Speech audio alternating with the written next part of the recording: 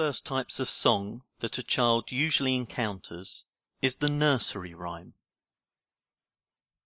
Nursery rhymes, in the form we know them today, have been around for about 250 years, and they are believed to aid a child's development.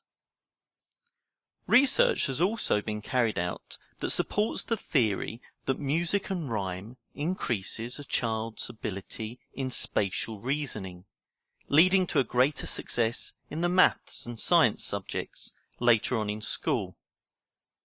What is certain is that the earlier your child starts to learn English, the better, and the higher chance that he or she will be fluent, or even bilingual. And there is no better way to introduce your baby to the English language than through lullabies and nursery rhymes. There are many different resources available for nursery rhymes, from books that you can buy online to videos that you can watch for free on YouTube.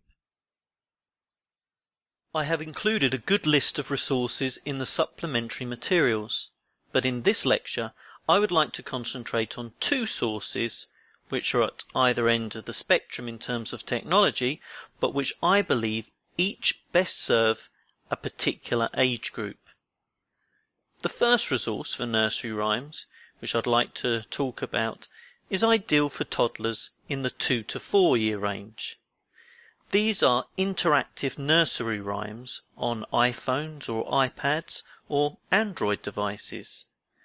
There are a number of good free nursery rhyme applications, but there is one in particular which I have on my iPhone, simply called Nursery Rhymes, which I'd like to show you now.